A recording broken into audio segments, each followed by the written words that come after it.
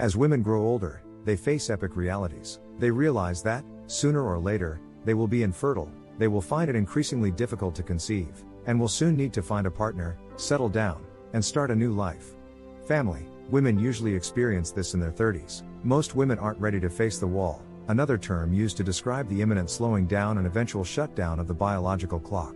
For over 20 years, many women in their early 30s have managed to attract the attention of men. The desire to date women in their prime has always existed and will continue to exist among men in their early 20s and even their 50s and 60s. Young women get the attention they've always wanted from men of all ages and backgrounds who show them love and approval. So many women have told me stories of being accosted in their 20s by shady 50-year-old men, and when they turned 25 there was a high school guy trying to talk them out. The men who usually pursue these women also have a certain age imbalance. In that sense, the world is open to us men, not to women. This is because women reach their peak in their 20s, after which their value begins to decline. Men, on the other hand, peak after their 30s and continue rising into their 50s. In their 20s, most women easily attract the attention of men of all ages. But after the age of 30 to 35, when their looks start to deteriorate, the interest of teens, 20-year-olds and even men of the same age starts to fade in favor of younger women. Many women feel that men their own age are unfair to them. 35-year-old woman wondering why men her age don't want to date and marry them. In fact, a 35-year-old man with a job, resources, and a car can seduce younger, more attractive women in their 20s before getting engaged and eventually marrying. It takes most men a year or two to meet a woman. So if a man marries a 35-year-old woman after going through the process, she won't be able to have children until she's 38, reducing her chances of having children in her early to mid-30s. Women need to start seeing men in their 30s, 40s, and even 50s as potential partners. Many of these older men are the only men in the market today because they already have children and marriages. If these men are divorced, they may already have children and may want a second wife. Some women I know in their 30s don't seem to want to accept that. They claim they are only disgusted by older men looking at them. Those ladies jump from one thing to another in their 20s, and now they're confused about what happened. They didn't expect to find themselves in this situation, and it didn't turn out that way. Many of them are appalled that men choose women instead of women choosing men.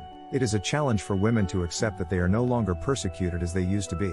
Since the natural order of relationships has tilted in favor of men, only a small percentage of men who have been burned by women understand the plight of women in their 30s who are now the men they choose rather than representing the male side of the entire human race. It's even worse for women who are obsessed with having children. They don't care how to get one because they want a baby so badly. They slept around without protection and claimed to have taken birth control pills when they were not. I met a man who had 3 children in 3 years with 3 different women who all claimed to be on the pill. He is currently raising 2 children and lives with the woman who gave birth to his 3rd child. I used to think that once their boyfriends had kids, many women my age would have kids too, especially in the group I hang out with. Many of my partner friends in their 30s have decided not to have kids at all. Many women who hang out with 10 to 15 people choose not to have kids because these 35-year-old women are still partying and clubbing like they were in their 20s. The few women who had children were no longer accepted by this particular social circle. I find it disgusting for a woman to go to a Puma club and meet a 25-year-old man. Most of these 25-year-old men are only worried about sex, which seriously erodes the self-esteem of many women. However, they don't seem to care. They want to keep the party going until middle age, because they need the attention of young handsome guys. Many women go through the second wall in their early or mid-40s, by which time many women have lost the ability to seduce 20-year-old men who are only interested in physical intimacy. They typically begin to gain weight and enter menopause around this time, and Asian and black women age more slowly than white women. But once they start losing their beauty, many of them get old very quickly. In a few years, a 38 or 39-year-old Asian woman can go from 29 or 32 to looking like her early 40s. Reproductive ability has an advantage when it comes to passing on genes, because especially in times of scarcity in our history, the earlier females mature, the better our species' chances of survival. But they also wither earlier. Because of the early flowering, men with money and resources are more likely to attract women, and smart men who work hard to save money will only become more attractive to women over time. Men, on the other hand, are attracted to women because of their fertility. The aging process can be likened to a cheating game of poker, as well as other forms of cheating in which both parties participate. Your financial resources have a significant impact on your status and choices in real life. As with poker, as far as I know, more women than men are more willing to waste money than save it. When young, they travel, shop for shoes, eat dinner a few times a week, and hang out with friends a lot in their 30s. They also spend big bucks on makeup and taxi rides. I've met women who were in debt from credit card debt and student loans and were looking for a rich guy to help them out.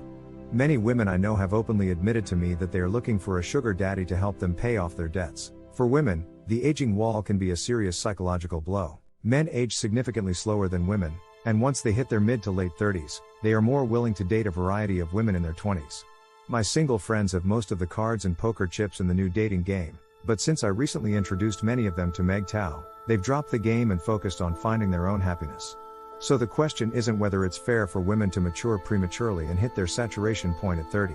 Instead, I think it's about how few women are open to the reality that lies ahead, the truth and inevitability of aging, that they cannot escape what nature has decided for us, that our time is limited, our beauty is limited. Thanks for watching. Please subscribe the channel and like the video.